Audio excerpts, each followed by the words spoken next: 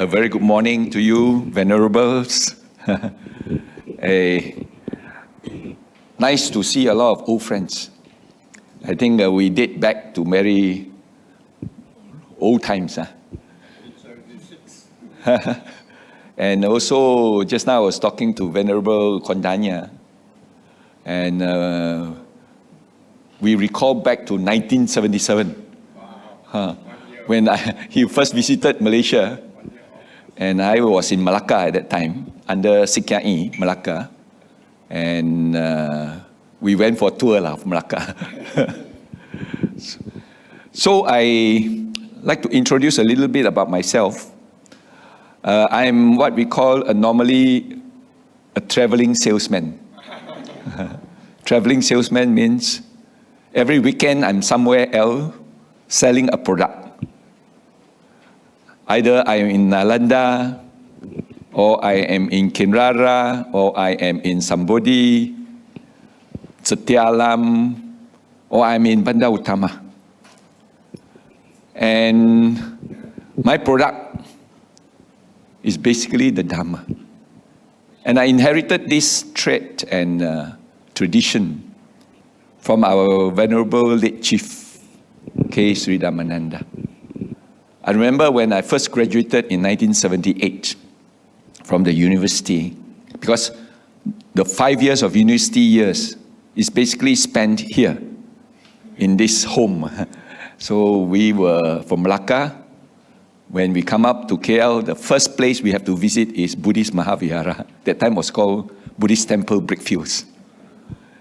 And we have to report for duty to Chief Reverend, because Chief Reverend used to go down to give talks in Malacca. But like everyone else, when we are there in the Sunday schools and so on, we tend to take Buddhism less serious. It's more for fun. So we spend more time playing carom, acting, singing. I think Malacca people are very talented.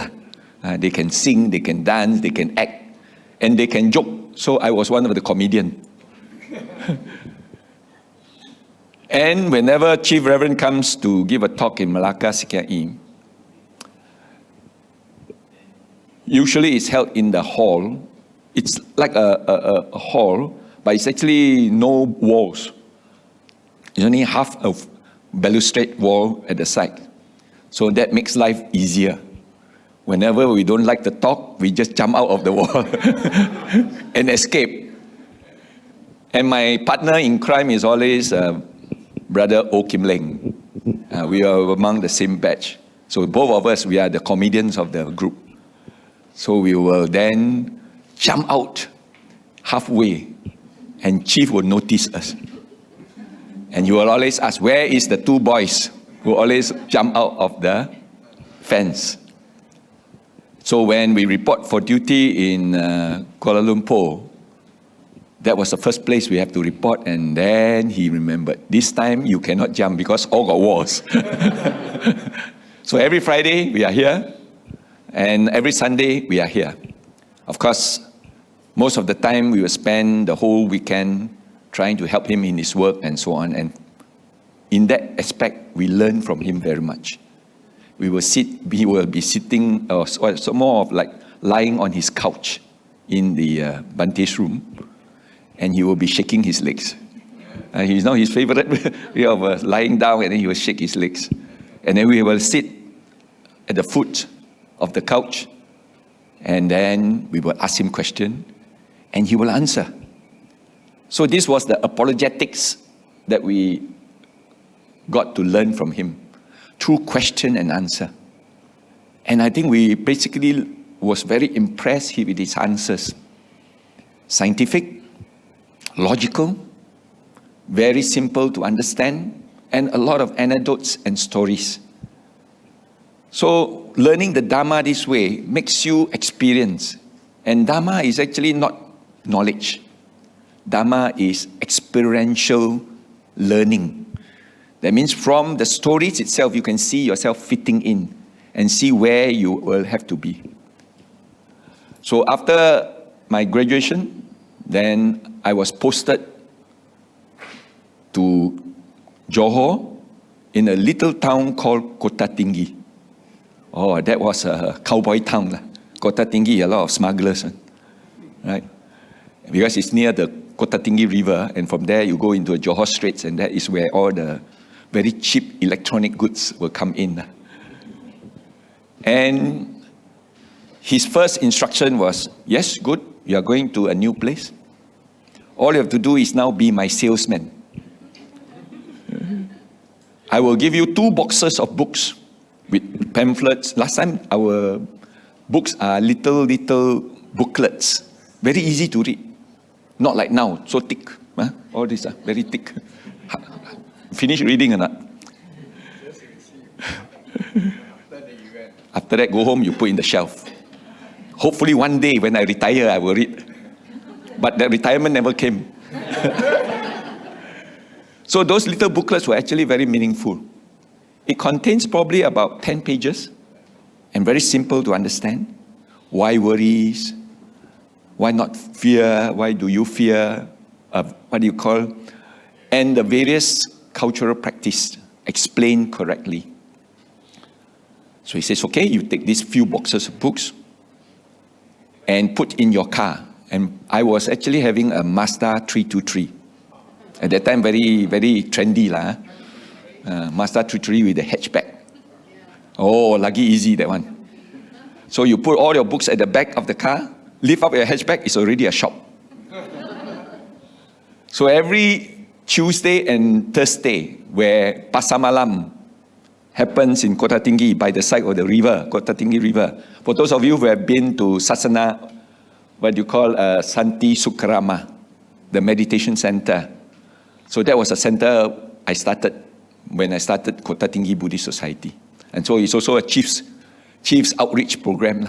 That is where we start the slogan called "Know Dharma and Make Dharma Known." Know Dharma and make Dharma known. And that creates that missionary spirit in each one of us. And I think Bante Vineta was mentioning, I have to convert you all to missionaries and to give talks and to give, spread the Dharma.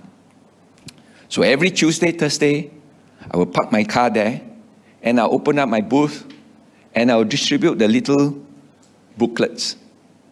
And Kota Tinggi, strange enough, it was actually a lot of Felda estates. And all these Felda estate engineers and managers and all, they are all English educated. And they were actually very thirsty for the Dhamma because no availability of 1978. You don't get many Buddhist societies around, and most of the societies around are actually Mandarin speaking or Mahayana centers. So they collect the books for me, they read it, oh, they love it. Next Tuesday, they wait for me instead of I wait for them. And they will be there and collect another fresh set of books and eventually start to buy. So Chief was very kind to say that you take all on consignment. So I become a bookshop. And when I collect the money, then only I come back to KL and pay him. So that's how we managed to get a lot of professionals, even teachers, hospital assistants. All these were actually waiting for an opportunity to learn the Dhamma. So finally, we say no. Since everybody is so yearn and so keen, when we start what we call a cell group. And that's how we start. In many of our Buddhist centers, that's how we start. We go to the housing estates. That's why we say, if you don't bring the people to the Dhamma, then we bring the Dhamma to them. It's like you don't bring Ali to the mountain, you bring the mountain to Ali. So that is the concept. The concept is that we then go forth to the area where they stay and they live, and then eventually we start a cell group, invite them for Tupperware party. You know our usual way of selling Tupperware in those days? Is that we invite them, all come for a makan-makan, and after that, sell Tupperware. And that's how it happens. So we say, okay, we would like to invite you to my house, or to, most of the time it's held in the house.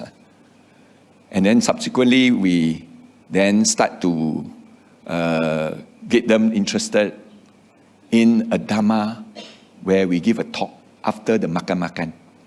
And that is where they again became so interested that say from that cell group, then they say, why not we form a society?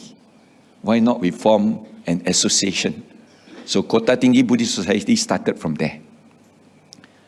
And subsequently, we then says we will invite masters and teachers. Chief Reverend went. So we booked the whole Kota Tinggi waterfall. And we hold a retreat. Very beautiful place. You have all these chalets, and then you have the waterfall, And Chief Reverend went, conduct a 2-day session. We spread the news not only to Kota Tinggi, but to Johor Bahru. How do you spread to Johor Bahru? Is that we say, why not we invite the Johor Bahru English-speaking Buddhists? How to find them? Chief said, BMSM list. Buddhist Missionary Society has registered so many members, and some of them are in Johor. Write to them and tell them that I'm coming. Write to them that there is an activity. And true enough, we managed to get the people, and they come. And there was this lecturer from Maktab Perguruan Temenggung Ibrahim. And this is the seeds eventually forming the Metta Lodge, Johor Bahru. That lecturer decided to say, okay, I'm going to, attend the camp together with his students. And Maktab Perguruan Temenggung Ibrahim has a Buddhist society in that teachers' college. Remember, the springing up of Buddhist centers or Buddhist societies in the country of Malaysia, most of them start from teachers' college. Because the teachers are the one who eventually get spread out to all over the cities and towns and the villages. And from there, that is where they spread from Buddhist societies. And most of the early Buddhist leaders are all from teacher group. Maktab Perguruan Temenggung Ibrahim, Technical Teachers College, Specialist Teachers Training Center. All the leaders, including those early leaders of YBAM, Young Buddhist Association, they all come from there. So then, he wanted to attend. His friend, who is an income tax officer, very good friend, happened to visit him on that morning itself before he left. He said, where are you going? Packing your bags. He said, I'm going to Kota Tinggi, and I'm going to attend a 2-day retreat under the Chief Reverend K. Sri Namananda. He never heard of such a person before. Then he says, can I follow and see? Look. And true enough, he followed. In the same car, came up to Kota Tinggi, and he attended the day session. 5 o'clock, he told the organizers, myself and a few others, and Chief Reverend also, and says, I'm going back, but don't worry, I'm coming back. Why? Because I'm going to collect my bag of clothes, so that I'm going to stay overnight here, and then attend the next day. That person and the lecturer became the president and the secretary of the first Metta Lodge Buddhist Center. You see how the seeds are being sown? If we have not brought the Dhamma to Kota Tinggi, we will never have that opportunity to spread Dhamma even to Johor Bahru. And the first center that we set up was in Taman Sentosa, a shop house. We held a session there, and eventually people came. And subsequently, they all decided to form a cell group, and from the cell group then joined to Metta Lodge. So this makes us what we call potential Dhamma missioners. That's why the Buddha, when he sent forth his 60 disciples, he told them, go forth in many directions. No two shall go in the same direction. And at the same time, spread the Dhamma far and wide. For those who have little dust in their eyes, they will see. And the potential is so big up there. Cell groups in Bandar Utama, cell groups in Subang Jaya, cell groups in Kinrara, all started from the house. From there, societies were formed. So now, the traveling salesman is still doing his job. Every Sunday, one of these centers and to sell the product called the Dhamma, which is actually very, very, what you call, fulfilling in a sense. Fulfilling because at the end of the day, when you see the congregation understood what the Dhamma is, and they rejoice in the practice, oh, that kind of merits. Punya is actually enjoyment or rejoicing. Punya. Merits is rejoicing. So if you are able to do that, contribute, and then see the fruits bearing, then you rejoice. That is the punya you get in your minds. That is the meritorious energy that is pushing us. And subsequently, you get the joy of someone who later on come near to you, approach you and says, thank you very much. Because of you, I came into the contact of the Dhamma. And I've benefited so much. And I am now ready to tell the story and sell the same product. But many of our friends, when we ask them, can you give a talk in so and such a place? Why not you give a talk? Come and in front. No. I'm not ready lah. I don't know enough lah. I don't have enough knowledge lah. And I don't have a speaking skills lah. And I said, can you tell story or not? Slightly different. Can you testify or not?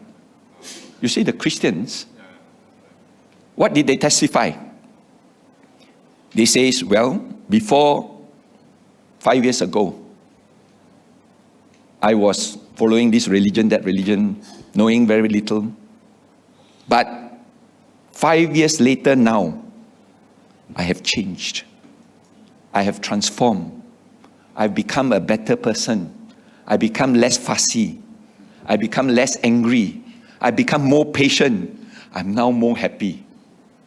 Hey, you already give Dhamma talk already. Isn't that true?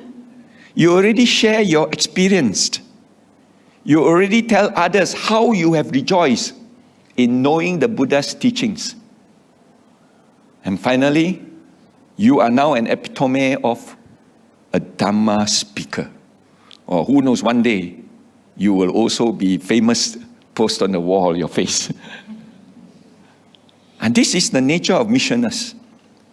And missionary spirit cultivate through your personal experience. If you are not happy, you cannot make others happy. If you are not satisfied, you cannot make others satisfied, because dukkha is unsatisfactoriness. So if you have not eradicated dukkha or reduced dukkha, then you have not reduced your unsatisfactoriness with life. And because you have found the way and the path leading to the cessation of dukkha,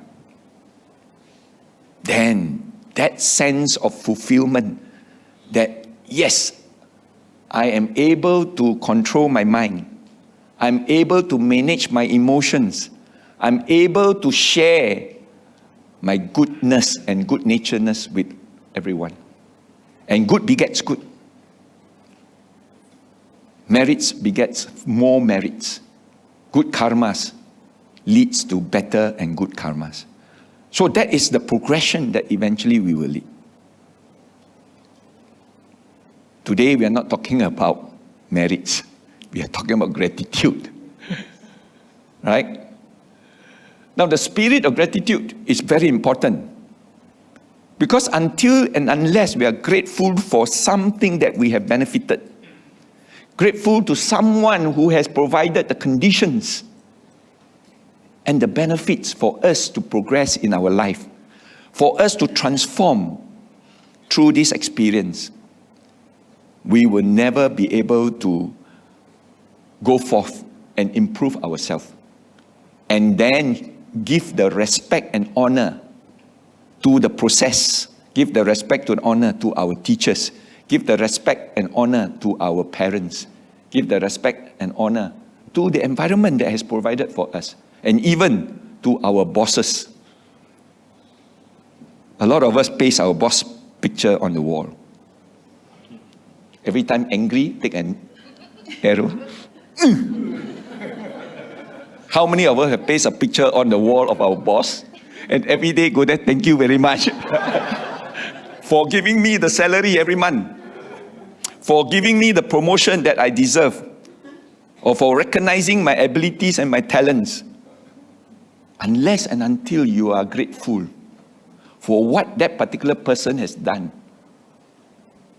you will never have that respect for him. And one of the most life-changing events that happened in all of us is the pandemic and the COVID-19. A lot of us would be out of job. A lot of us would be what you call having no daily allowances in order to survive. But what did the bosses do? No matter what, we will cut your pay by half to survive. But as long as you can survive, we will survive. And many companies have gone to that extent. And a lot of us have accepted that reality to say that, okay, you give me in order for me just to survive, not for the luxury of it, not to gain my wealth, but we tide over this time together. These are the bosses that you should put your hats off. And they are willing to go to the extent to maintain the company so that every employee would have a chance to ride this period. And it was about 2 years. And all of you survived the COVID. Of course, some unfortunate ones succumbed to the disease. But at the end of the day, because of that service, that contribution, and that, in what you call honesty, we all survive. So therefore, we should be grateful to some of those bosses. Some people during the COVID, after getting half a pay, they just throw the towel. They resign. But when you resign, you can't find another job. So that has actually made us realize that because of that, we should be grateful for a lot of things in our life. And let's go through some of this. Because once you have the spirit of gratitude, then actually this is the path that will lead to your success and prosperity. And the Buddha, in the Katanu Sutta, the Sutta on gratitudes, basically lists down how we should be grateful. And because of gratefulness, it is a virtue that we develop. Now, what is Katanu Sutta says? Now, kata means that which has been done, especially that which has been done to oneself. That means the deed, the action that has been done to oneself. And anutta means knowing or recognizing this deed and this action that is bestowed, that is performed upon yourself. And recognizing what has been done, knowing and recognizing what has been done to one for one's benefit.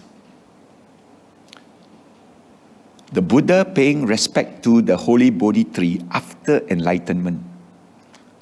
A lot of people cannot understand why the Buddha must stand before an inanimate object and pay his respects for 1 whole week,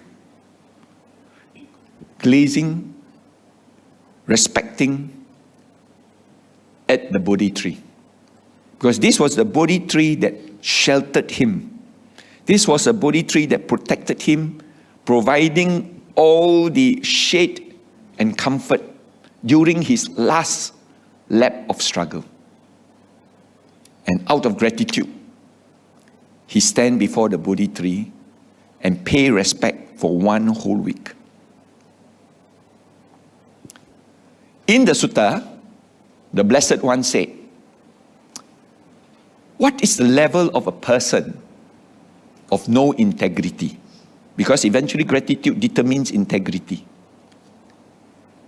A person of no integrity is ungrateful one.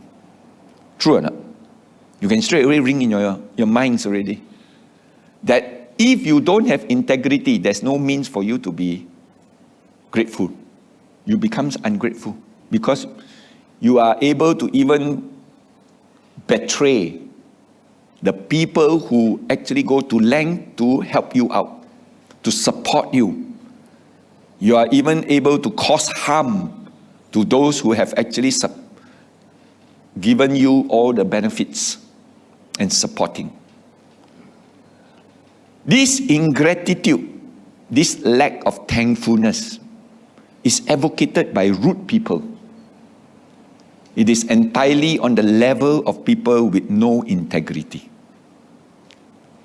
A person of integrity is a person who is grateful and thankful. If you can practice this spirit, you'll find that you become very wholesome because you value everything that you have enjoyed. You value every benefit that you have been bestowed. This gratitude, this thankfulness is advocated by civil people. So it's entirely on the level of people of integrity. So that determines whether a person is grateful or ungrateful.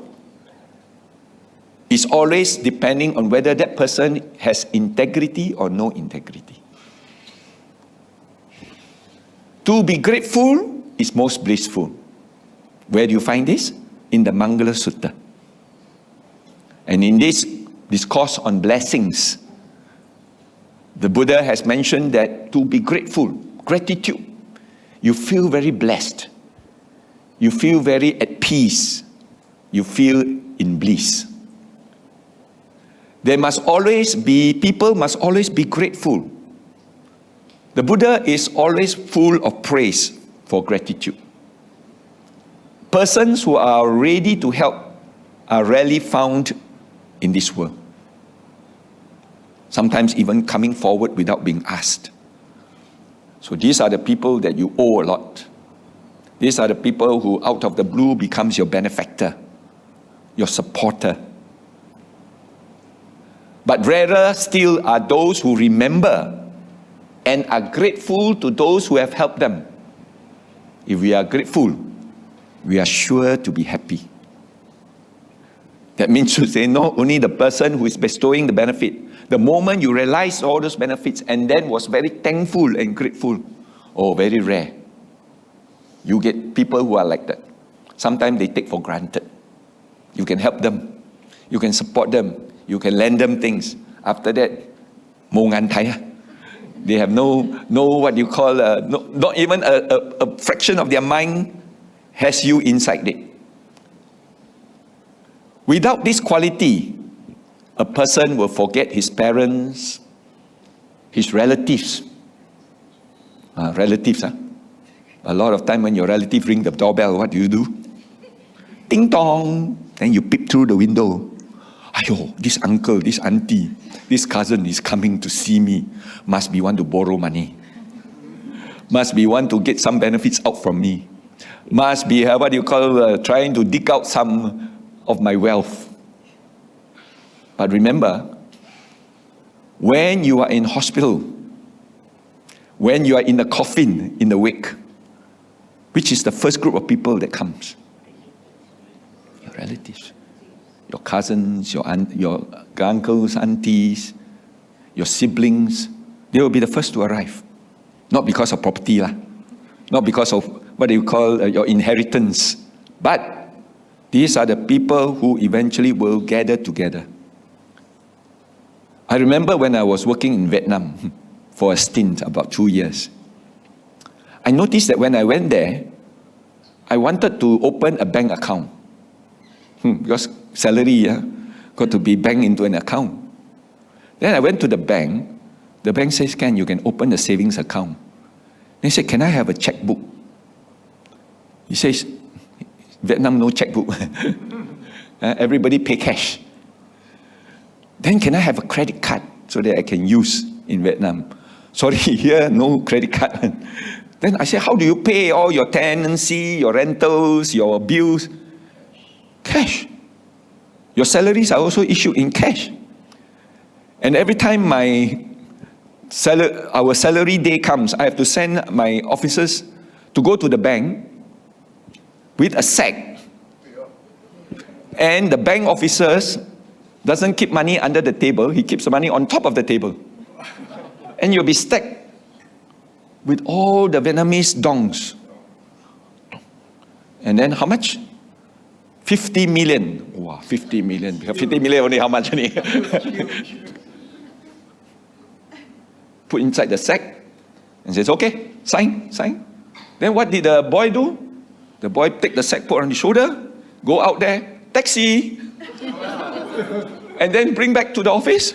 And then place it on the table. And also stack again. And then ask the worker, okay, come collect salary.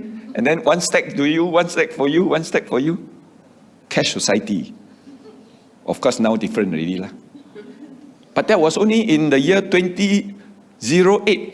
Not very far away. Less than 20 years ago. And now they have transformed. So what happened is, the question about having people who are then grateful to you and who have helped you, you are definitely going to be happy. But without this quality, you will forget all your relatives, right? And the relatives are the one who eventually will be coming to your aid. So we say, okay. I ask my boys in Vietnam, I say, okay, when you want to buy a motorbike or a car, can you take a loan? We say, Vietnam, no loan one. So where does your money come from to buy the motorbike? From the relatives. Each time this relative want to buy, all the relatives will come and give money to him. He will use this cash and he will buy. Next time the other relative want to buy, then this money goes back. And everybody will contribute.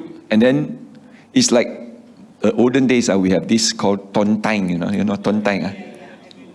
For those who are elderly, you know. For those who are young, sorry, no such practice. Every time you want to buy something, your parents will then go and bid for the ton tang to get a lump sum of money. And then after that, pay back. But pay back with interest also lah. But their interest is a different bank interest. And that's how money is being accumulated in order to go and support. And most of the time it's between relatives. So that is a system of financing in the early days. No such thing called MBF lah, Afin and all that. So relatives are very important. So don't neglect them. That's why the Buddha always advised, don't neglect your relatives. Treat them with honor, treat them with respect. Because they are the one who comes in to support you as often as they can. And they are the one who is at your beck and call. Same thing with your friends. Of course, we are talking about true friends. Friends who remembers you.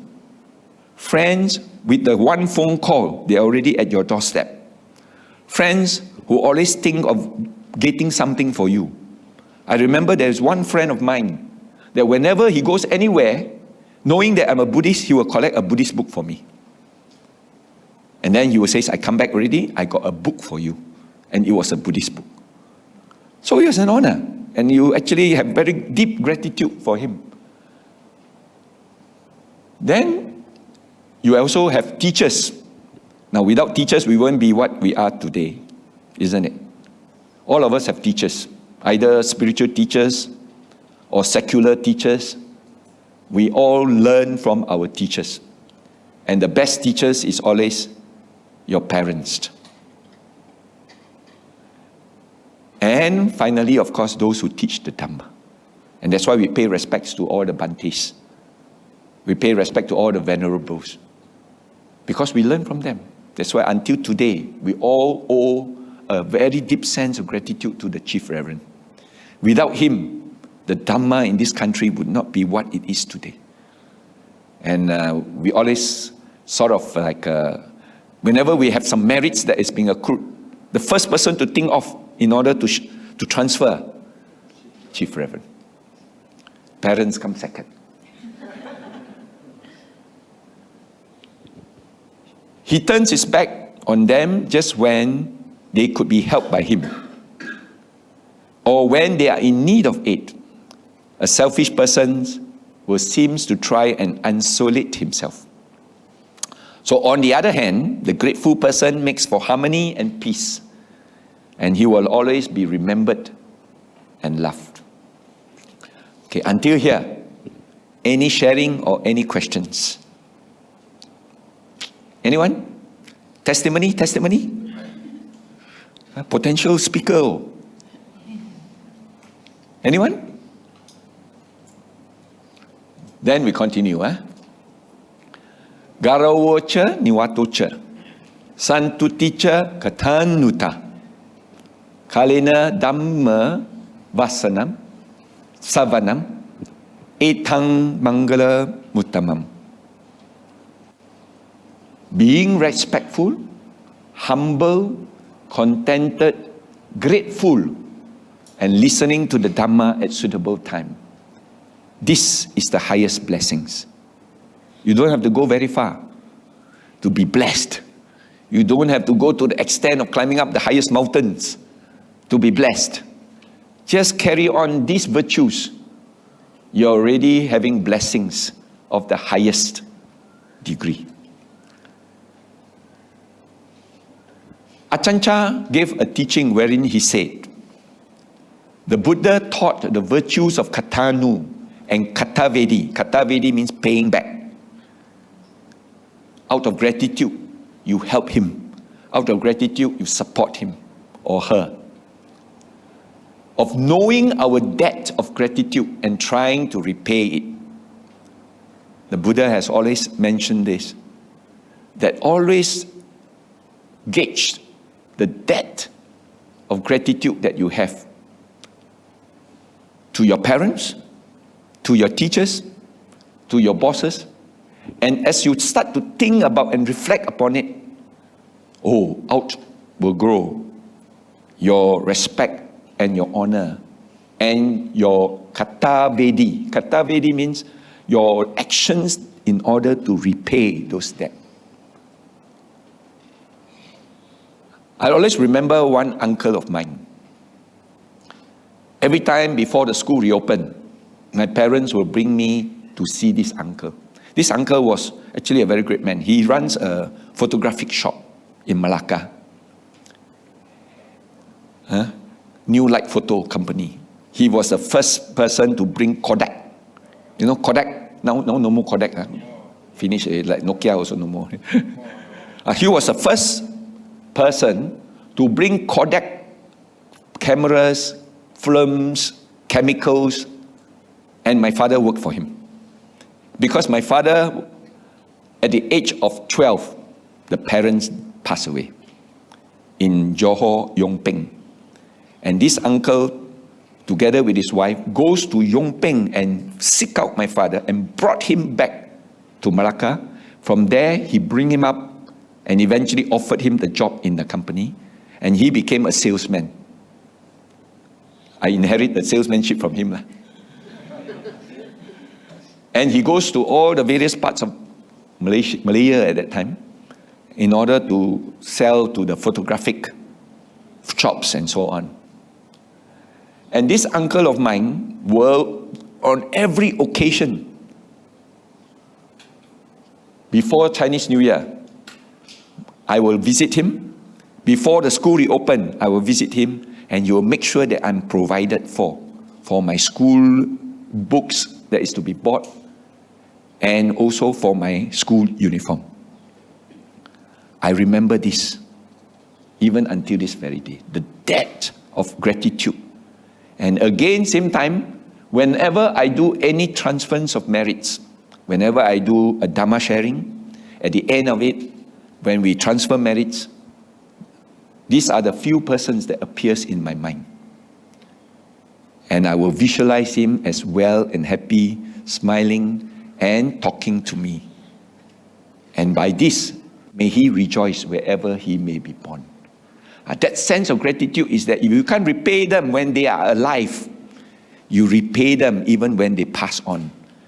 And if they are still within the realms of samsara, they will to a certain extent be able to rejoice in the good deeds that you have done. Of course, transfer of marriage is very simple. First, you must rejoice first. Otherwise, tak ada modal, no capital to share. Right? You never acquired anything to share, so how to share? You transfer, zero in your account. If there's zero in the account, you cannot transfer. The bank will reject you. So you must rejoice. After doing that good deed or good action or done that good service, it says, I feel good about it. I feel happy. And may this be shared by our departed relatives. Now, if they are born in realms that is contactable, then their mental connections is of the same wavelength. When they are of the same wavelength, when you think of them and visualize them, their wavelength and our wavelength will be the same. If you are watching TV3, they are also watching TV3. If you are rejoicing, they are also rejoicing. Fortunately for us, our mind, the characteristic of our mind is that you can only do one thing at one time. You can only grasp one thing at one time or one object at one time. So if you are rejoicing, are you facing unsatisfactoriness? Are you feeling unhappy? If you are feeling happy, right? Because our mind cannot do two things at one time. If you are happy, you can only do happy or be in happy mode. If you are unhappy, then you are only in unhappy mode. You cannot be happy. You cannot be happy and unhappy at the same time in your mind. That one is xiao liao. That is, you already become mad. And a lot of people say, no, I can do two things at one time. When I eat my breakfast, I read newspaper. Can or not? Can. A lot of people do that. But they never realize, that when you're eating, you are not reading. When you're reading, you are not eating. But it happens so fast. So you thought you're reading and eating at the same time. Because the moments of our mind, nanoseconds, you are actually so many events, sequence of events have already happened in the phases of our moments of our minds. But when you are all dwelling and concentrated on the happiness and rejoicing, then there is no room for the rising of your unhappiness. And that is why it gives hope in our life. The hope in our life is that we can be happy if we don't allow the unhappiness to arise. Isn't it? So if there is no arising of unhappiness, then you're all the time dwelling in happy thoughts and happiness. Then you can not come to the conclusion that my suffering is forever. Suffering cannot be forever. It is all impermanent. It is all in moments. So if you want, then don't focus. Focus on the goodness. Focus on the positiveness. Focus on the happy thoughts. And keep away from those unhappy thoughts, unwholesome thoughts, and suffering thoughts. That positiveness will then give you that confidence and says, I don't have to suffer over this kind of bad events.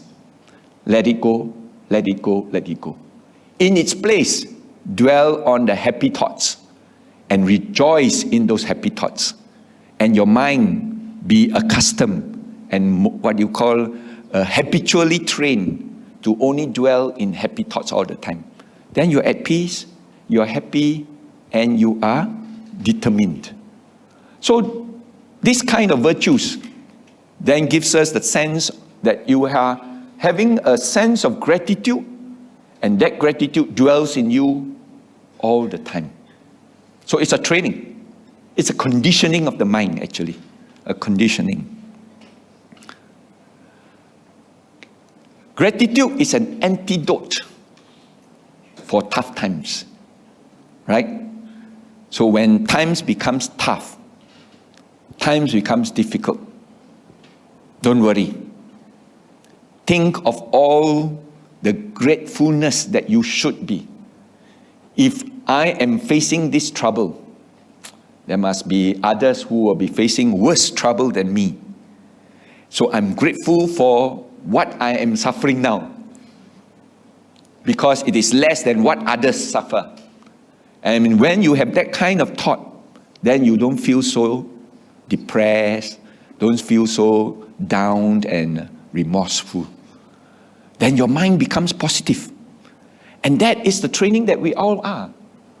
The Buddha's teaching is actually driving us to positiveness, driving us to thinking about dwelling on the good things and not on the bad things.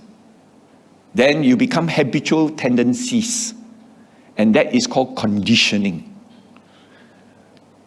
I will do it. I will be successful.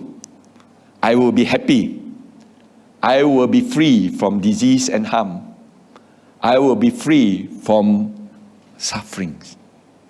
So when you have that dwelling in the mind and it becomes habitual, have you got any room for all the unhappy thoughts? No? So that is the positiveness. We have no cause for anything but gratitude and joy. Don't worry, be happy. By worrying, do you solve your problem? Then why worry? So that is a spirit. And if you have gratitude and joy in your minds all the time, then there's no cause for unhappiness. You are always in a state of happiness. And that's all what we are all aiming for, isn't it? We are all learning the Dhamma. We are all trying to transform ourselves, improve ourselves. For what purpose? Seeking happiness, isn't it? But not the happiness that is attached to phenomena. Because phenomena are impermanent. It changes all the time. Phenomena like sickness, old age, and death is also a phenomena. It's impermanent. Some days, the sickness may arise. But the sickness need not be forever. Old age need not be forever. After this episode, we become young again. When we are sick, well, this is an episode that I have to pass through. But it need not be forever. That's why the concept of impermanence must be understood very properly. Because this is what we call the acceptance of change, or the art of managing change. And that's what the Dhamma is all about. Learning that everything changes. Therefore, let me not get attached and grasp it. Because the moment I grasp this, it changed to this. The moment I grasp this, it changed to that. So it keep on changing. So why are we and say, no, I don't want to let go?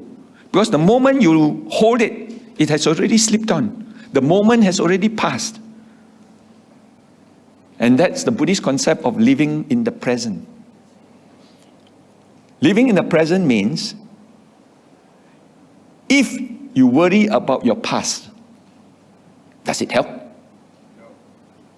If you speculate about your future, has it happened? If you now concentrate on the present, the now justify your past because it came from there and prepares you for your future. So if you want to have good future and good justification for what you have done in your past, just focus on what is present now. And that's what meditation is all about. In meditation, you just only have one question. What am I doing now? Isn't it? I'm sitting here. My backside is touching the chair. I am feeling cool.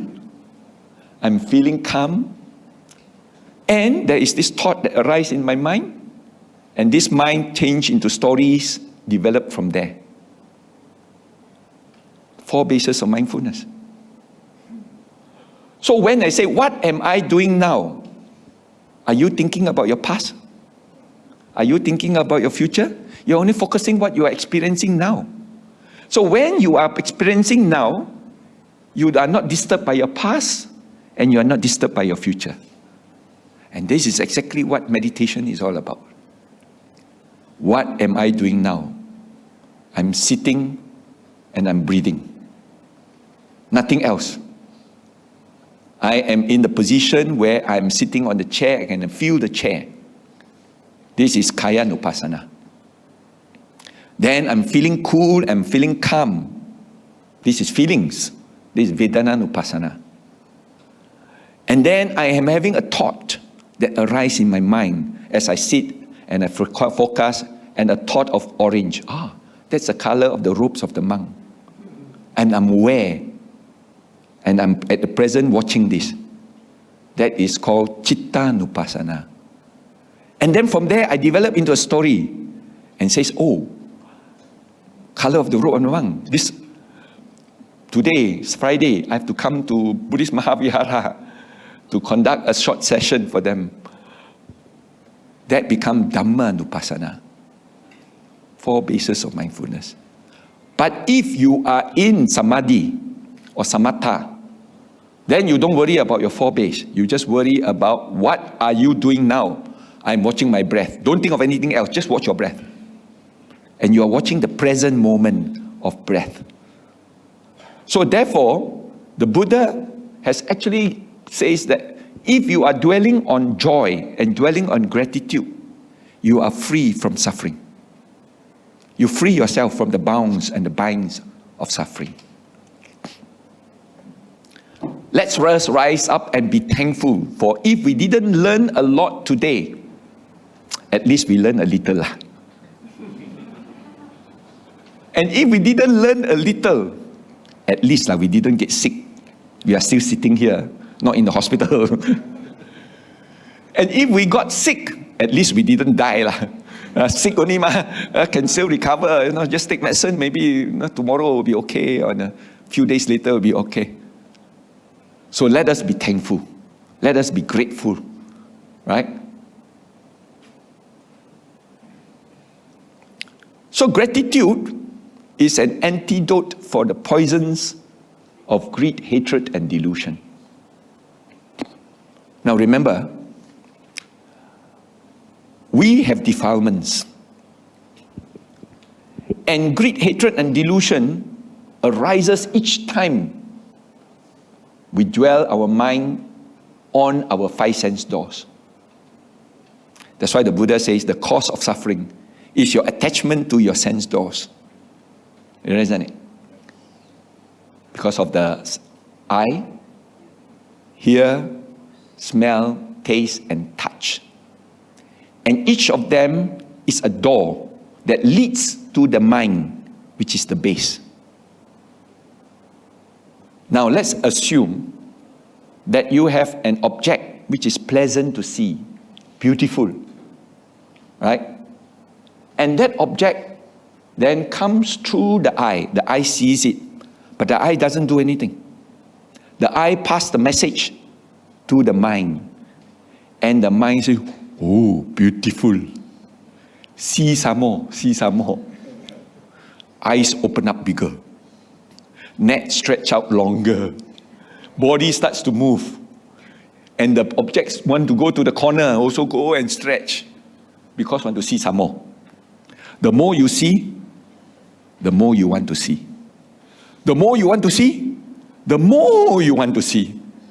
And that leads on to continuous wanting to satisfy that attachment. And that turns into greed. Tangha. Greed means the more you see, the more you want. The more you want, the more you want. And there is no limit. And there is no what you call boundary. That's why we call it limitless greed. And it will continue and continue and continue. Today, if my parent give me a bicycle, good enough. Got 2 wheels. At least I don't have to walk.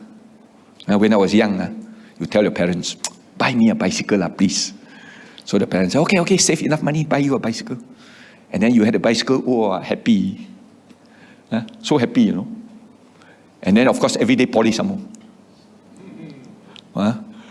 1 month later, never polish already.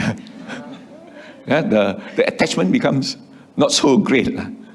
But does that stop there? Then you say, no, now the 2 wheels not enough. Must put a motor to the 2 wheel. So they'll become a motorcycle. So wow, now motorcycle, you can go and fetch your friend, you know, a girlfriend now or boyfriend now or whatever. You can go and enjoy it. After a while, you say, even motorcycle also not good enough. I must have a car, got 4 wheels, stable a bit, right? And can carry more passengers. After the car, I say, never mind, give me a Morris Minor or a Mini Minor, good enough. Or a Axia or a Viva. Then after a while, no, must be a Honda City. After a while, I say, no, must be a Volvo. After a while, I say, it must be a Bentley. When even you go to the best jet plane, you still want some more. So that is called greed. And when the unpleasant object now comes to the mind, the mind says, don't see. Go away. Remove yourself. Don't exist. But it has every right to be there. And you will, the phenomena will always be there. So the mind cannot accept. The mind says, I must get rid of it. I must exterminate it. I must kill it. It turns into hatred. Then, you have another time when beautiful and ugly object both come same time. And the eye passes to the mind says, to see some more or not to see some more. To do or not to do. To take or not to take. To go or not to go. Very fun now. Tan, hen, fan now. Fan now means delusion, confusion. You are in a state of delusion, don't know what to do. Is these 3 states of mind satisfactory? It is unsatisfactory. And it's called dukkha. So whenever we attach ourselves to any of our sense door, whether it's the eye, whether it's a smell, whether it's a hearing, whether it's a taste, whether it's a touch, there will be pleasant and unpleasant, and both pleasant and unpleasant at the same time. And each time it arises, it will always be greed, hatred, and delusion. When you develop gratitude, you develop contentment. Contentment means, see some more or don't see some more also, never mind lah. Can or not? Go or not to go also, never mind lah. Can you have this word called never mind lah? It's a slogan that we must adopt, paste it on the wall. Everything never mind lah. It's okay lah. Wei hao kin lah. Chin chai lah. Chin chai also is an attachment. So at the end of the day, the moment our minds get attached through our 5 sense door to any of these impermanent objects, we will then get what we call greed, hatred, and delusion. So the Buddha says, very simple. If you want to reduce this craving, this attachment to your sense doors, then you must now cease from that craving. Remember the 4 Noble Truths? Unsatisfactoriness. What was the cause for unsatisfactoriness? Attachment. How to cease from unsatisfactoriness? Let go of the attachment. But is there a way? Yes. Is there a method? Is there a path leading to the cessation of the arising of attachment, craving? That is a 4 Noble Truths. And the 4 Noble Truths is actually a formula, not for us to attain Nibbana also. It is also a formula for us to cease from our unhappiness. A boy loves a girl loves a boy. And now they love each other very much. 永远永远喜欢你. One fine day, the boy come and tell the girl, last time 喜欢啦，现在不喜欢了啦. Maybe got new one. So the mind change. So the girl cannot accept that change. So what does the girl do? 很伤心啊，跳楼啊, go to Twin Tower and jump down. Therefore, you cannot accept changes that is taking place in your life. So if you cannot accept changes in your life, then it is an unsatisfactory state of mind. But if you are like a very wise girl who has attended Dharma class before one, then you tell yourself, change lah.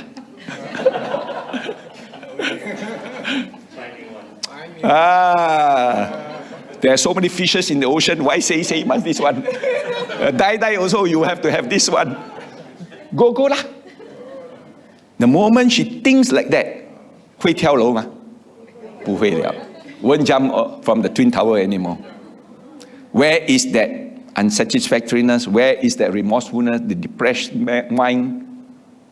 Habis. That's how we remove. First, you identify, are you sansing or not? Are you depressed? Are you unhappy? Yes. Why are you depressed? Why are you unhappy? You must be attaching to something which you don't want to change. You want that boy to remain forever loving you. But sorry lah, this time cannot. So because you attach, that's why you are unhappy.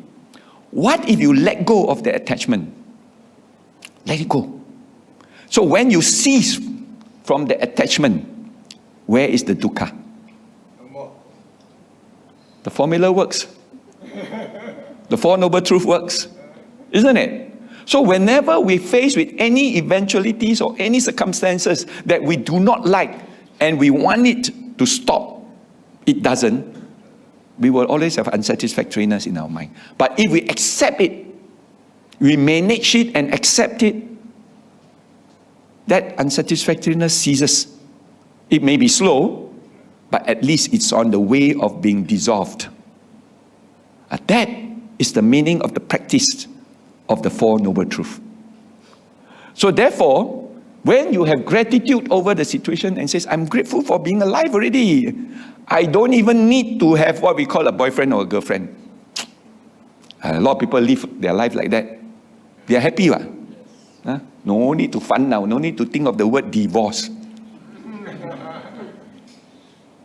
The Buddhists have no qualms about this. Right? If you want to get married, get married. You want to get married? Never mind. But others, because procreation, you need to reproduce. So you must get married. No choice. Buddhists, behelkin. It doesn't matter whether you are married or not married. You can be celibate, you cannot be. But as long as your life is happy. And that's why we are tolerant in that sense. So much tolerant.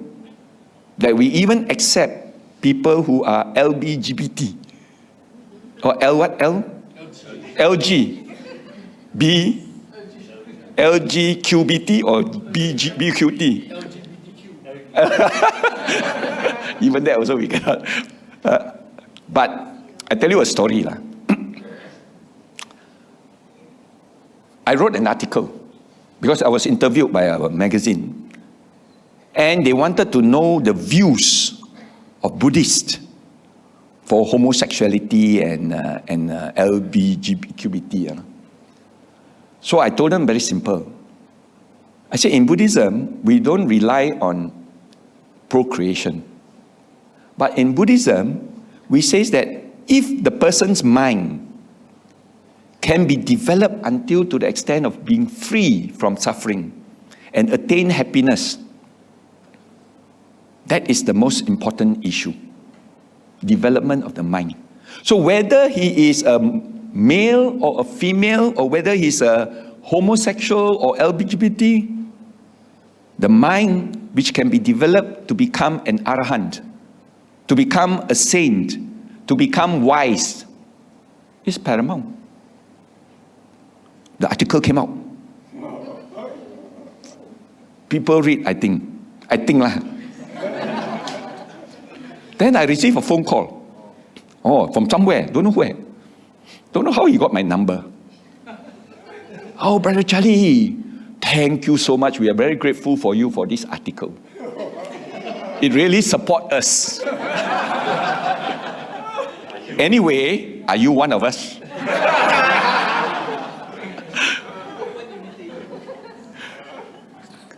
The story stopped there. Now, oh no, I say I'm okay. I'm okay. If I find the need, I'll go over to you. Okay, now we have what we call, you incur a debt, an obligation to repay. If you feel gratitude, because if you don't feel gratitude and you don't, what do you call, absorb and accept gratitude, then you will never have this obligation to repay. Because nothing to repay, ma. He owe it to me, ma. Must be last life he did something, or I did something to him last life, now this life he pay back lah. A lot of people think like that, no? Even Buddhists, you know. This one owe me one. So now I have to benefit from him. But never think of, now he gave it to me, and now I owe him already. Because today you owe him, tomorrow you owe him back. I always have this story about husband and wife. Wife, don't mistreat your husband. Because next time you become the husband, then your wife will mistreat you, because we can exchange place, you know. True or not? So don't mistreat each other lah.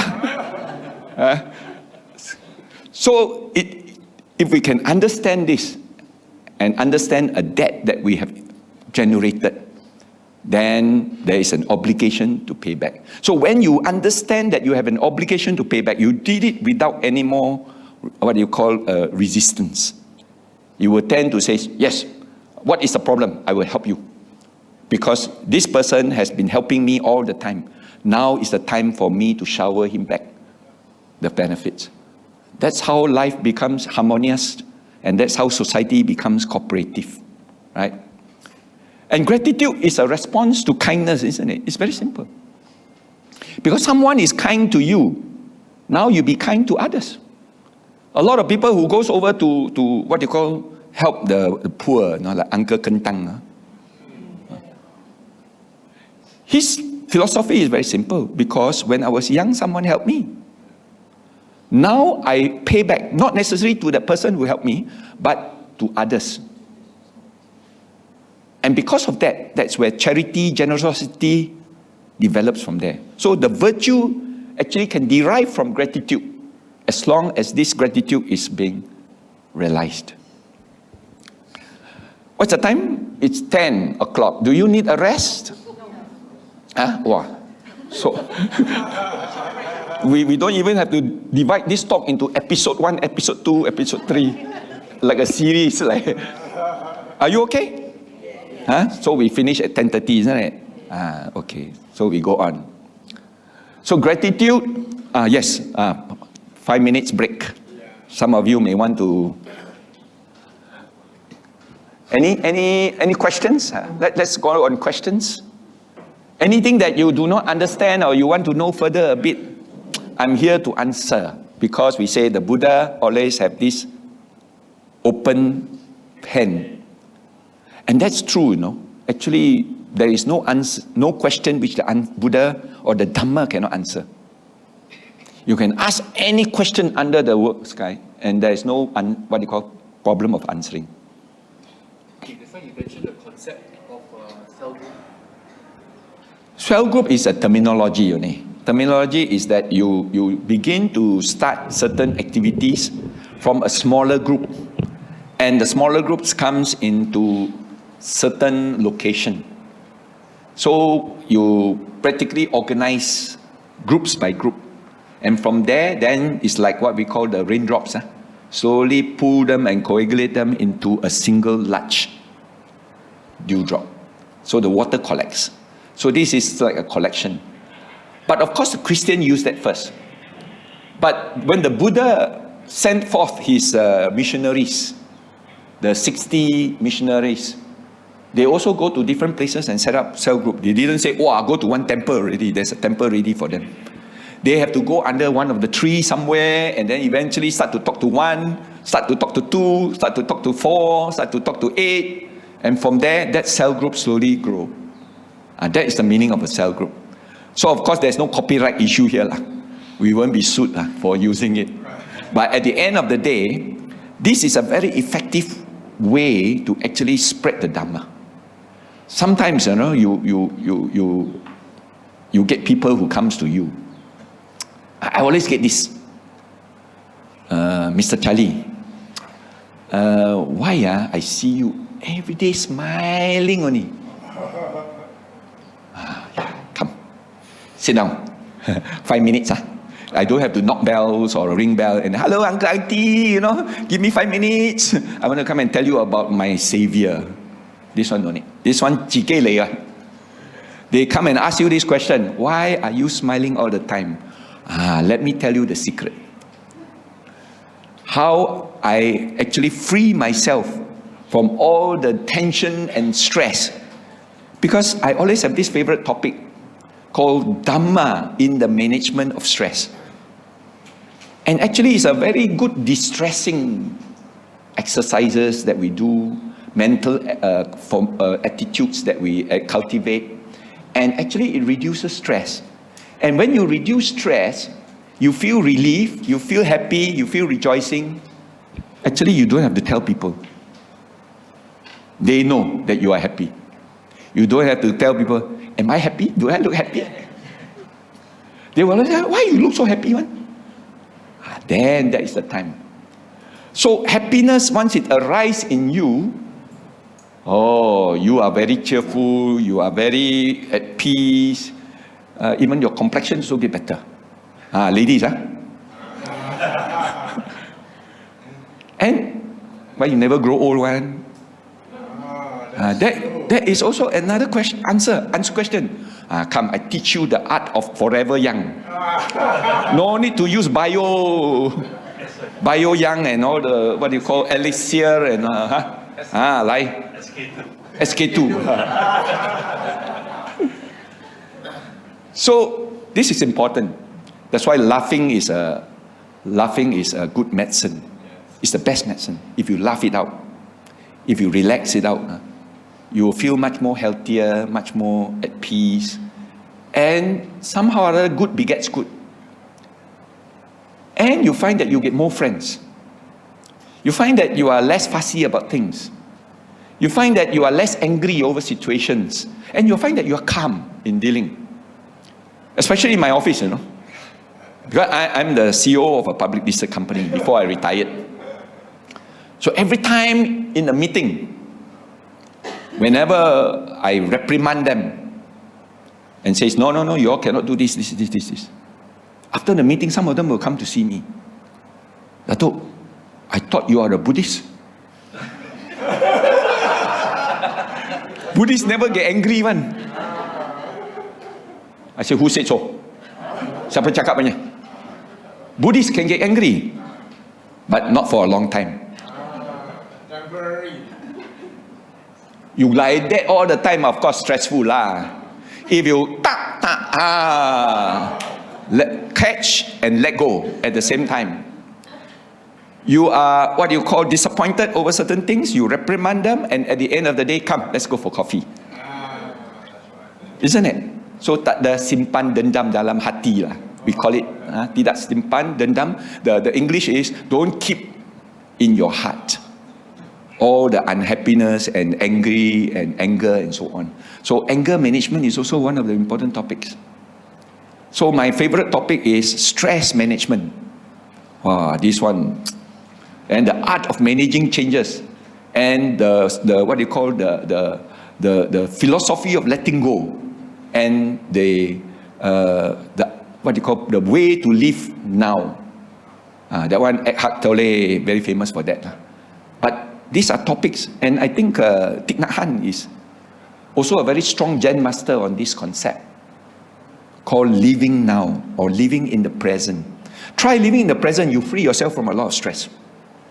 Because you don't worry about your past, you don't dwell on your past, which gives rise to so much unhappiness. You just, sudah happened already, you cannot change it already anymore, isn't it? So why you go and get yourself involved? Secondly is the future. It's not yet come lah, still got time. Now I do something about it, I will prepare it for the future. And something will then happen. Then our life becomes one step at a time. We always say that when you have a car, and the car is driving at night, and the car shines the headlight in the dark road. But that headlight can only shine for probably 200 meters. And you can see the 200 meters, but beyond that is darkness. Are you fearing to go forward? To say, hey, what happened after the 200 meters? What if I go to the 200 meters and then boom, it goes down? Got 200 meters, jalan dulu lah. So you see 200 meters. But by the time you reach that 200 meters, your light already shine another 200 meters. And you already see another 200 meters and another 200 meters. At the end, no need to worry lah. So one step at a time. This is also another slogan. So that's how we, moment to moments. And meditation is actually training ourselves to see this practice of observing moment to moment and don't go too far. Then you'll be free from a lot of stressfulness. Okay? So gratitude to yourself, very important. Grateful to your body. Your body take care of you, isn't it? It's like your house. And the Buddha says, actually, your body is the one that you should spend a lot of time looking after. Because eventually it determines how long you can be here to pursue your goal of Dhamma. You have a poor body, sorry lah, one month later, sorry, gone. Or 1 year, 10 years later, gone. So no chance. Continue next life, maybe no guarantee lah. Unless you got a guarantees from somewhere and says, don't worry lah, after this 10 years contract, you continue another 50 years. And that 50 years will be guaranteed 100% okay one. No guarantee. Change can happen anytime. Life is uncertain. So as long as we are having this body of ours, jaga-jaga betul-betul.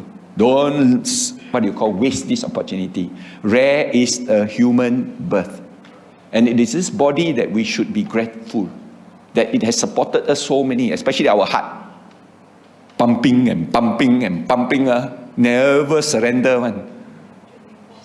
24/7, no? Even when you sleep also they pump. You enjoy, but they ever didn't enjoy. And because of that, you should be very grateful to your heart. Don't kick sim too much.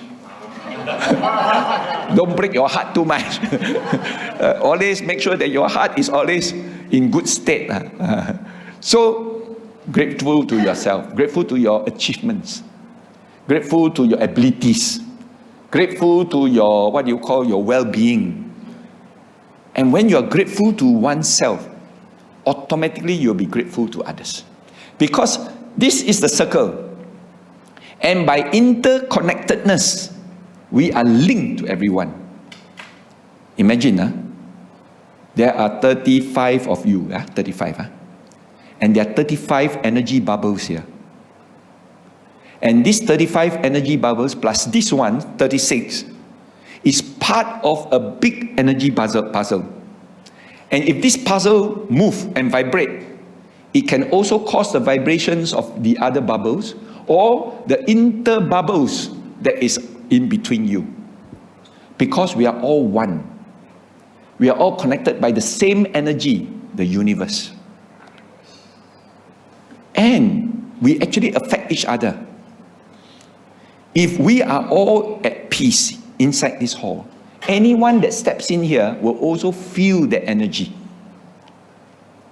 And of course, if this energy is so troublesome and quarrelsome, anyone that steps in here will also have this.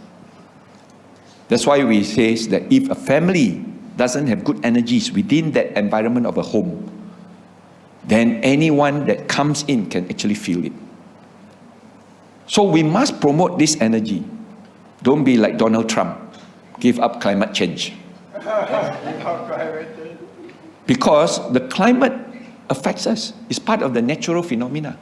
Remember our understanding of the, the niyamas, the 5 cosmic laws.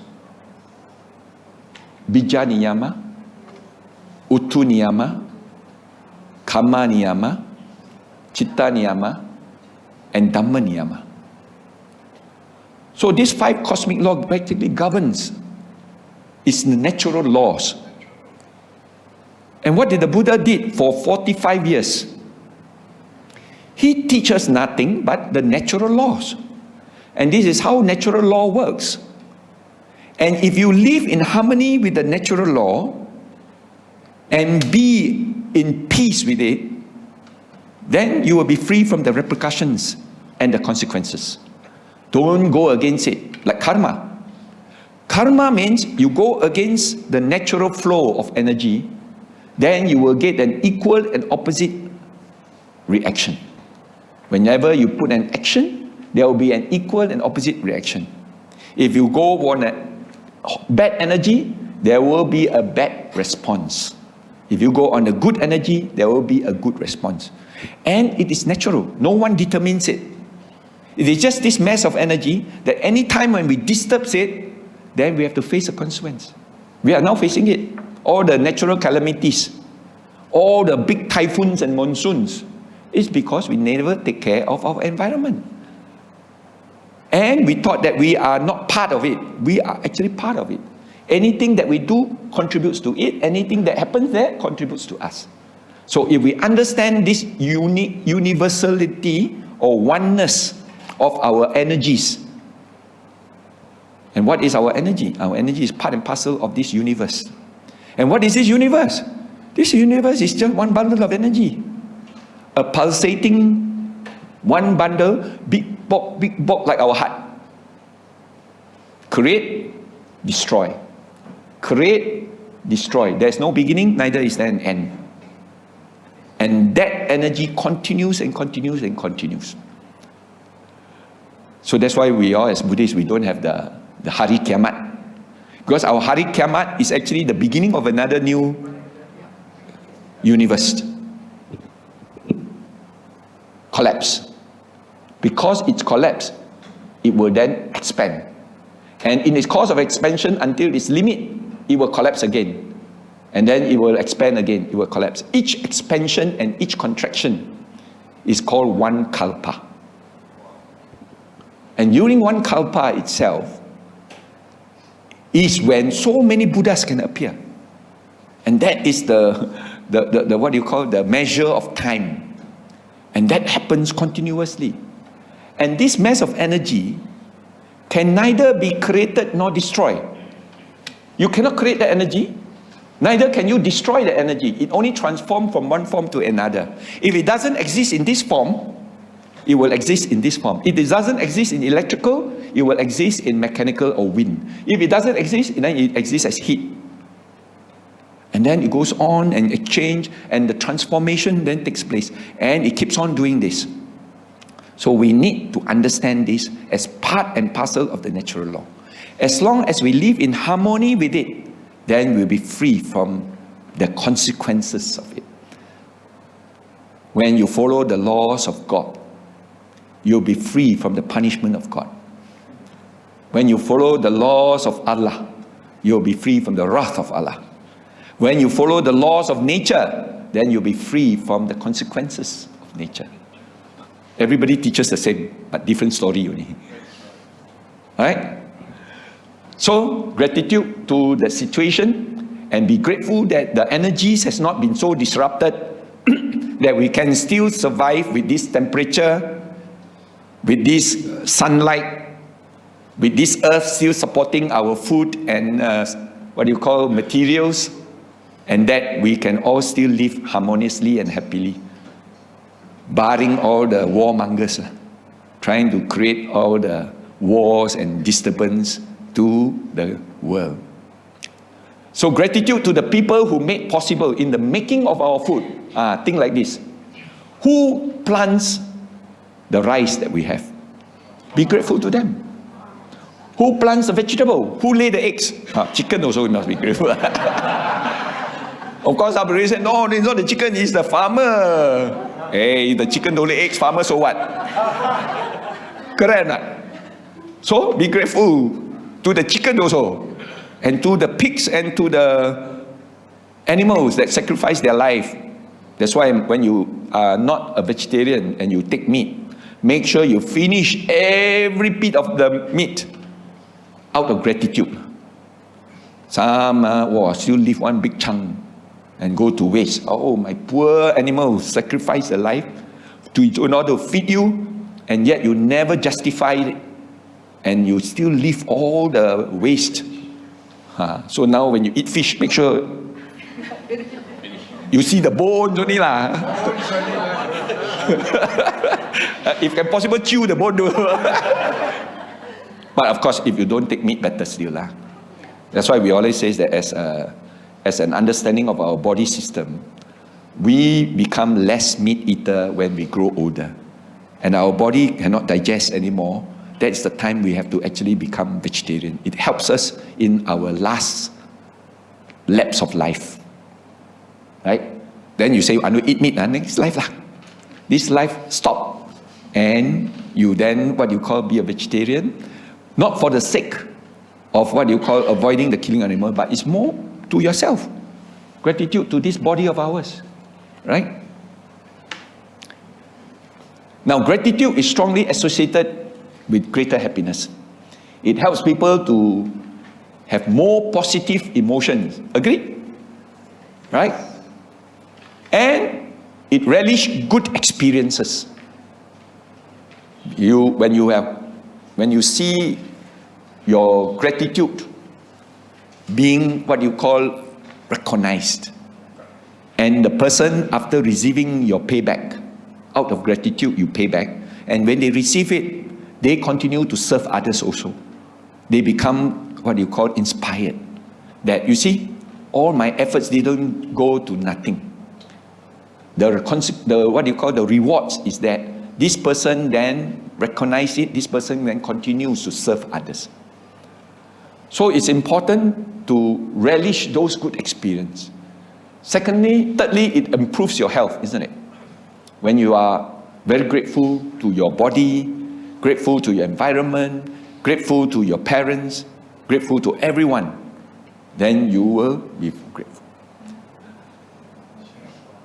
Michelle Obama, she gave this quote when she was asked about gratitude.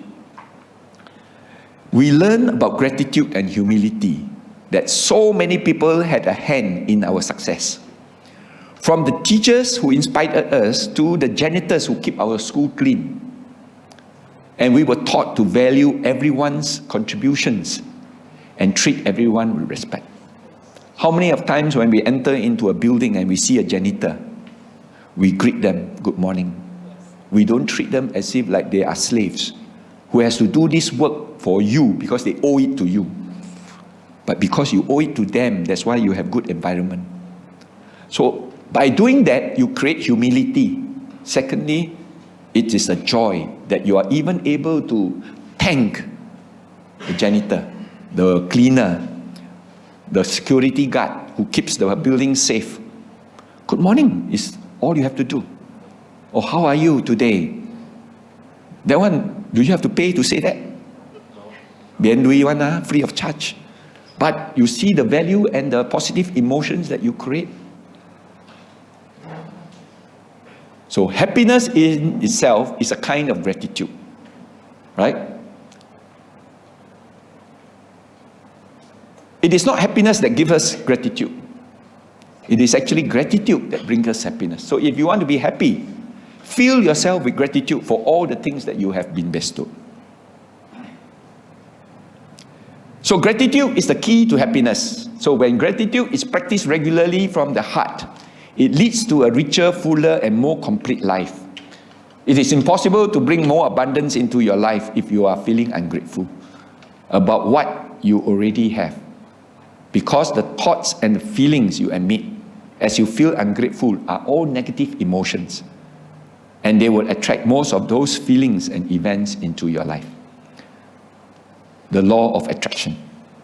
Very simple. If you have a lot of negative emotions, you attract a lot of negative events. We always say that sometimes when you have what you call good things happen, sometimes it happens continuously. But when bad events happen, pai su jie lai zhou jie lai. That's why we say when karma happens. I have also one very favorite topic called karmic management. A lot of people say karma cannot be managed. I say can.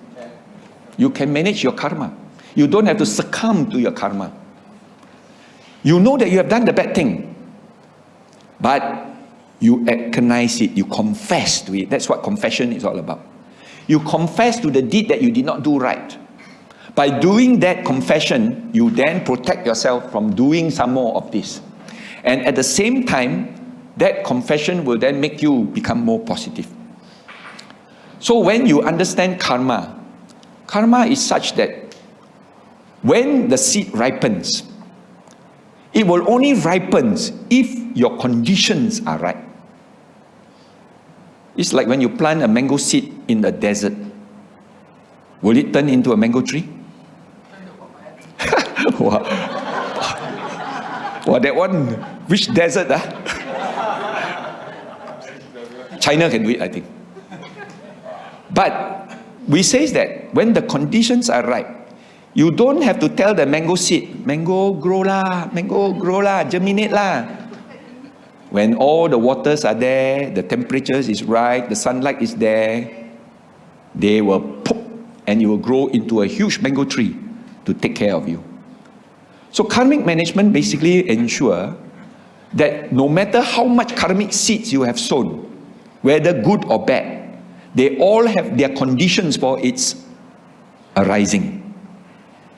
And if you want good seeds to happen, then you must create good conditions, positive conditions, happy conditions, peaceful condition. Then the seed will arise, because it finds that condition suitable for the good seeds to come up. But when you are negative, you are angry, you are jealous, you are frustrated, you are unhappy, you are negative totally, that conditions only allows the bad seed to pop. But when the bad seed starts to erupt, are you going to say, "Ayo, saya already, mati already." All have appeared. No. Change condition. Can you change your negative conditions into positive conditions? Dwell on your mind. If your mind has positive, good conditions, happy conditions, then the seed that is depending on the nitrogen of bad conditions no more can breathe, cannot survive, wither and fade away. But now the good seeds finds, hey, this is a condition for me. Pop, pop, pop, pop. It will appear. That's why when we have certain bad events that happens in our life and we succumb to it, we get negative by it, we become desperate and fearful and unhappy. That negative emotions and attitudes is the condition for your bad seeds to keep on coming and hit you. That's why we say it happens in a row. Change it by developing good conditions. So every time when we are facing with certain bad conditions, don't succumb to it. Change it to a positive condition to allow your good seeds. Definitely you must have some in your bank account. Pop, pop, pop, pop, pop, then it starts to take its place. And when you are free now, now you can continue to do some more to replenish the depleting bank account. So, conditions is very important. If you don't have that conditions, then you can't. Right? So it's good that we understand the workings of the karmas.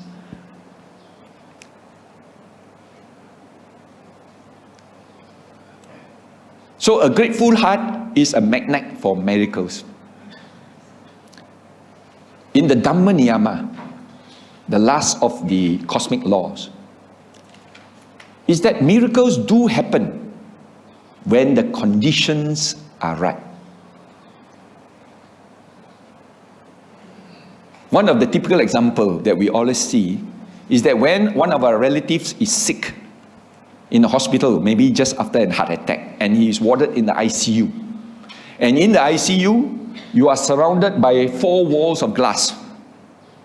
And you will be there tied up with so many gadgets and all the tubes and everything. And then when you look forward, you see your relative outside behind the wall, talking to the doctor, and the doctor says like that, like that, like that. Wan tan liao. How would you feel? Negative. There was this story about, there was one uncle who was having a heart attack, warded in the ICU, and was very sick. And so the relatives, like all Buddhists, we then decided that we will go to the Bodhi tree. and do a Bodhi Puja. Bodhi Puja. We'll recite the Buddha Suttas, and then eventually we will then radiate your metta. True enough, this uncle recovered and then came back to the temple, and he was talking about the ordeal that he had gone through in the hospital, and he says, actually I thought I am already finished. But there was one particular evening, I feel a sense of elation, a sense of joy, a sense of peacefulness. And I says, I will survive. True enough, he survived. He came back to the temple and talked about it. You match the two occasions, the time when he felt the goodness and the elation, to the time when the Bodhi Puja was being performed. Why did we do the puja under the Bodhi tree? Good. And when devas appear in our Buddhist temples, which is the first place they will go? So you recite your suttas in the Bodhi area, and then you reflect metta. But your energy may be very weak, your signal. Isn't it? Sometimes you think, cannot come out. Remember, devas have certain powers which you do not have. And they have the power to be able to something like amplify. Like an amplifier. That amplifies the energy. So that this red metta can actually reach very far. And true enough, it reached a hospital. And that hospital received. And because of that metta, it provides the good condition. Isn't it? And that good conditions allows his good karmic seeds and protect him and make him recover. So it was not everybody's karmic seed that he recovered. His own karmic seeds was the one that was responding to the good conditions and then overwhelmed with him with good recovery. And he became well again. And you see all match up, the karmic seeds, the conditions. And whenever we go to the Bodhi tree and ask for blessings and ask for protection, what would the deva do? The deva will then create the conditions for you. Not that they can remove your bad karmic seeds. Because no, you have the responsible for your own karma. No one else can tumpang and say, oh, let me take away some for you. Or let me lend some from you and then throw away somewhere. Or let me clean up for you, but you must pay me money. It doesn't happen that way. But using their mental faculties, they are able to create the positive conditions, enhance whatever metta that is within, and thus that condition allows that person's good karmic seeds to arise. So that's why sometimes when we visit our friends or relatives in the hospital, we do some chanting. And we try to create the conditions that because of that moment, their own karmic seeds will be enhanced. So, is it a miracle? Fifth niyama. Sometimes when you go into your garden, then you see this orchid plant, never bloom for life. After planting for 5-10 years, never bloom. Suddenly one morning as you exercise, bloom. Oh, good omen. Miracles going to happen. True enough. Because the conditions are right, that bloom takes place. During the Buddha's enlightenment, during the Buddha's birth, certain flowers happens because of that conditions. So things doesn't just happen for nothing. It happens because there are conditions. Okay? So there's a miracle there. And of course, the key to lifelong success is the regular exercise of this muscle called gratitude. So with that, thank you very much. And may you all be well and happy. Sadhu, sadhu, sadhu. Any questions? 10:30. Right on the dot. Although we start late. So like the plane, leave Melbourne late, but reach on time. Okay, thank you very much, and I hope to see you hopefully in another Novitiate program. Or you join my traveling salesman's talk. All right, thank you very much. See you. Thank you, Bante, for allowing me this opportunity. Thank you very much, Datuk Charlie Cheah. Interesting, attractive. So you are motivated to what? To give Dhamma talks or to practice the Dhamma?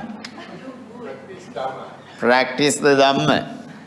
To avoid all the evil practices, to enhance your skills in the Dhamma, and to cultivate your mind. So, when you cultivate your mind, gratitude is so important. So, our gratitude goes to Datuk Charlie Cheah for delivering this wonderful talk at Buddhist Maha Vihara. He is not a stranger, he is not a new person, but he is an old Dhamma fellow. Old Dhamma fellow means since many decades, for many decades, he is delivering Dhamma talks. And our gratitude is to wish him the best health. I don't say good health or best health, better health, the best health and healthier and wealthier conditions with the longevity. May Datuk Charlie Cheah be well and happy always throughout his lifetime and sansaric journey until he attained Nibbana by the power of this Dhamma talk. Say sadhu. And we have a small token of appreciation from BMV. I invite our Dhamma sister to hand over it to you. This one is called immediate karma. The gratitude for the Dhamma talk. Appreciation is always can be a token to appreciate someone as a form of gratitude or gratefulness. So we have to be grateful human beings to the world without considering they are humans or non-humans or anybody. So that's why we have to practice. So today, morning Dhamma session in this way, it's going to end up, and we'll proceed the rest of the timetable today. And again, may you be well and happy. And may the Triple Gem bless you. Thank you very much.